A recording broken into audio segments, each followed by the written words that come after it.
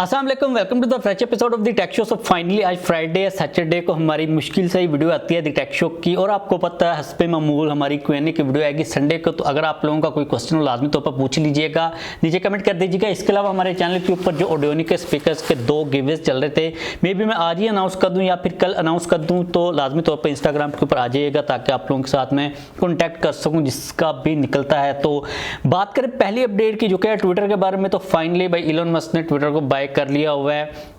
एकदम से वो ट्विटर के जाते हैं हेडक्वार्टर के अंदर, और इस लाइट को क्या बीमारी पड़ रही है। उसने भाई साथ में सिंक उठाया हुआ था और नीचे ट्वीट किया पता नहीं, ऊपर ट्वीट लिखते हैं, लिखा हुआ था लेट दैट सिंक इन। भाई ये बहुत हरामी है, मतलब ये ना इसने आते ही काफ़ी सारे लोगों को निकाल दिया है। और मुझे लगता है कि ट्विटर के आने का और कोई फ़ायदा हो या फिर ना हो, एक फ़ायदा ये होगा कि डोनाल्ड ट्रंप को दोबारा से अनब्लॉक कर दिया जाएगा, क्योंकि आपको पता है कि उसको ट्विटर से टोटली तौर पर ब्लॉक कर दिया गया था।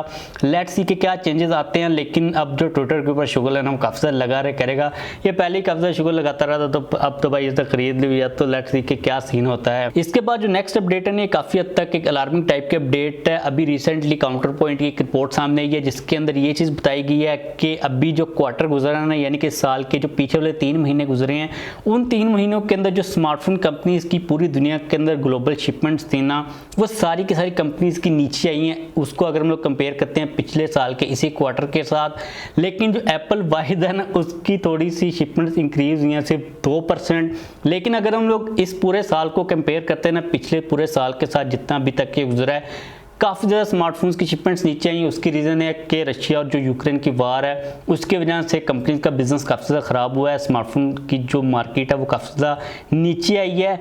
अब यहाँ पर अगर हम लोग नंबर्स की बात करते हैं ना, तो सैमसंग ने पिछले क्वार्टर के अंदर यानी कि पीछे वाले 3 महीनों के अंदर 64 मिलियन स्मार्टफोन्स को शिप किया। एप्पल दूसरे नंबर के ऊपर है 51.9 मिलियन के साथ। एप्पल है तो दूसरे नंबर के ऊपर, लेकिन जो सैमसंग है ना उसका जो नंबर है पिछले साल से काफ़ी ज़्यादा नीचे है और वो माइनस के अंदर उनकी जा रही थी। तीसरे नंबर के ऊपर Xiaomi है 40.5 मिलियन स्मार्टफोन्स के साथ। अब ये जो ट्रेंड है ना आप लोग यहाँ पर देख सकते हो, इसी तरह चल रहा है। सैमसंग गेन से टॉप के ऊपर आ चुका हुआ है। कुछ क्वार्टर्स के अंदर एप्पल भी टॉप के ऊपर गया था, लेकिन ओवरऑल ग्लोबल मार्केट के अंदर सैमसंग टॉप के ऊपर है। उसकी रीजन है कि सैमसंग के काफी स्मार्टफोन मिड रेंज के अंदर भी है। Xiaomi का डिफरेंस अगर हम लोग देखते हैं सैमसंग के साथ तो काफ़ी ज़्यादा है। लाइक Xiaomi को अगर पहले नंबर के ऊपर आना ना तो इनको काफ़ी ज़्यादा गैप कवर करना पड़ेगा, और जो Vivo, Oppo, Shoppo है ये भी तीसरे चौथे 5वें नंबर के ऊपर हैं। लेकिन जो ओवरऑल सिचुएशन चल रही है स्मार्टफोन्स की वो काफ़ी ज़्यादा ख़राब चल रही है। कोरोना के बाद सिचुएशन थोड़ी सी रिकवर हो रही थी, लेकिन अगेन जो रशिया यूक्रेन की वॉर हुई उसकी वजह से यूरोप पूरा जो है ना वो डिस्टर्ब हो गया। चाइना के अंदर भी अभी तक वायरस वगैरह चल रहा है। तो लेट्स सी कि ये वाली सिचुएशन कब तक वापस ट्रैक के ऊपर आती है। नेक्स्ट अपडेट है ओप्पो के बारे में। तो भाई ओप्पो वाले भी ना बड़ा बड़ा जंप लेने वाले हैं। ये चीज रिपोर्ट की जा रही है कि ओप्पो ए सीरीज के अंदर एक स्मार्टफोन के ऊपर काम कर रहा है जिसके अंदर में 108 मेगापिक्सल का मेन सेंसर मिलेगा बैक साइड के ऊपर। इसके अलावा 67 वाट की फास्ट चार्जिंग की सपोर्ट होगी। मुझे लगता है कि ओप्पो का ये वाला जब फोन आएगा ना पाकिस्तान के अंदर ये 1 लाख से ऊपर ही कहीं पर होगा, क्योंकि भाई ओप्पो की कोई समझ नहीं आती कि वो लोग अपनी प्राइस कहाँ पर एडजस्ट करते हैं। नेक्स्ट अपडेट रियलमी के बारे में। तो रेडमी ने तो अपनी नोट 12 सीरीज को इंट्रोड्यूस करवा दिया। अब जो रियलमी की नंबर सीरीज है ये भी बहुत जल्द आने वाली है। ये चीज रिपोर्ट की जा रही है कि नवंबर के मंथ के अंदर इसको ग्लोबल मार्केट के अंदर इंट्रोड्यूस करवा दिया जाएगा। Realme 10 4G के बारे में कुछ अपडेट्स आ रही हैं, लेकिन इतनी ज़्यादा नहीं आ रही जैसे कि ज़्यादा अपडेट्स इकट्ठी होंगी। कोई इंपॉर्टेंट अपडेट है कि आप लोगों को मैं बता दूंगा। आपको पता है कि Realme का और Redmi की नंबर सीरीज़ का आपस में कंपटीशन चलता रहता है।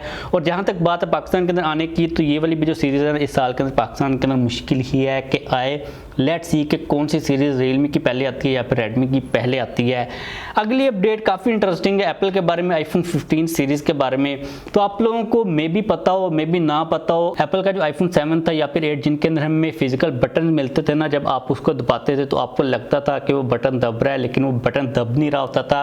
अब ये जो मेरे पास मैकबुक है ना, अब इसका ये जो ट्रैक पैड है, अगर मैं इसको दबाऊंगा मे भी आप लोगों को आवाज़ आ रही हो या फिर ना आ रही हो, तो लगता है ऐसे ही है कि ये जो ट्रैक पैड है ना नीचे दब रहा है, लेकिन एक्चुअल में ये दबता नहीं है। ये नीचे बिल्कुल नहीं जाता, और वो जो बटन्स लगे हुए थे ना iPhone 7 या फिर 8 वगैरह के अंदर वो भी नीचे नहीं जाते थे।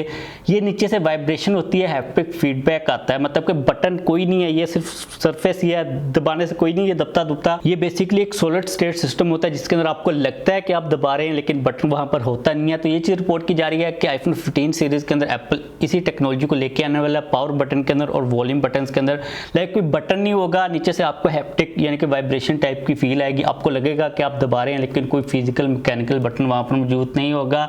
लाइक अगर आप इस ट्रैक पैड को किसी को दिखाओगे ना, वो इसको दबाएगा, उसको लगेगा ये दब रहा है। अभी भी मुझे पता है कि ये नीचे नहीं दब रहा, लेकिन जब मैं इसको दबाता हूँ ना तो मुझे फील होता है फिजिकली कि ये दब रहा है। भाई ये एप्पल की टेक्नोलॉजी काफ़ी ज़्यादा क्रेजी है। तो ये चीज़ रिपोर्ट की जा रही है कि बटन्स को निकालने वाला है। मेमोरी कार्ड एप्पल ने कभी हमें दिया नहीं, हेडफोन जैक को उन्होंने निकाल दिया, सिम ट्रे को भी निकाल दिया। अब ये बटन्स बचे हुए हैं, बटन निकलेंगे, उसके बाद जो आपकी चार्जिंग की पोर्ट है वो निकल जाएगी। आप वायरलेसली ही फ़ोन को चार्ज कर रहे होगे। तो लेट्स सी एप्पल क्या करता है। और बीच में एक चीज़ मैं भूल गया, चार्जर और हैंड फ्री भी इन्होंने निकाल ही दी हुई थी।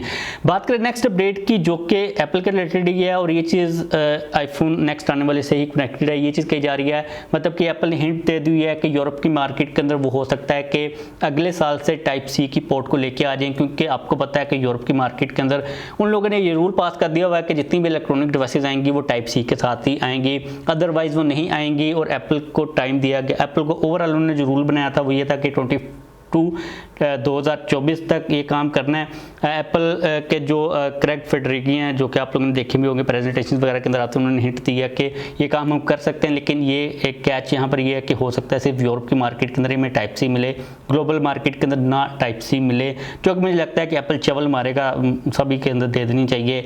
अगली अपडेट प्राइस चेंज के बारे में। तो रिसेंटली वीवो ने Y55 की जो प्राइस है Y55 की प्राइस को इंक्रीज़ कर दिया है, 58,000 से 60,000 कर दी हुई है। आई एम नॉट श्योर कि इसकी क्या रीज़न थी। डॉलर जो है ना वो ऊपर नीचे होता रहा है, लेकिन इतनी ज़्यादा कुछ चेंजिंग नहीं आ रही कि आप प्राइस को इंक्रीज़ करो। भाई थोड़ा सा कम भी तो करो ना, डॉलर इतना नीचे भी आया था तो कम भी करो।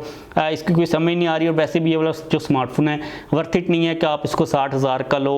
इससे बेटर ऑप्शन आपको काफ़ी ज़्यादा मिल जाते हैं। लाइक इस प्राइस सेगमेंट के ऊपर चला गया हुआ है कि हमें इसके बारे में सोचना भी नहीं चाहिए, इससे और भी आप लोगों को मजीद बेटर ऑप्शंस मिल जाएंगे फॉर श्योर। इसके बाद जो नेक्स्ट और हमारी आज की लास्ट अपडेट है वो है Redmi Note 12 सीरीज के बारे में। एक थोड़ी सी हम लोग इसको सैड अपडेट कह सकते हैं, लेकिन ये इतनी खास ज़्यादा बुरी अपडेट नहीं है, क्योंकि मुझे तो पर्सनली तौर पर पता ही था।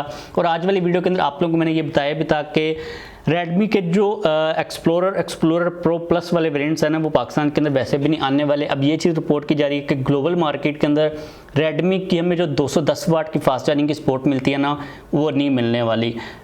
ना वो ग्लोबल मार्केट के अंदर मिलेगी, ना पाकिस्तान के अंदर मिलेगी। और हमें इतनी ज़्यादा ज़रूरत नहीं है, हमें कोई जल्दी नहीं है कि हमारा फ़ोन जो है ना 9 मिनट के अंदर चार्ज हो, क्योंकि वो 9 मिनट के अंदर फुल बैटरी को चार्ज कर देगा।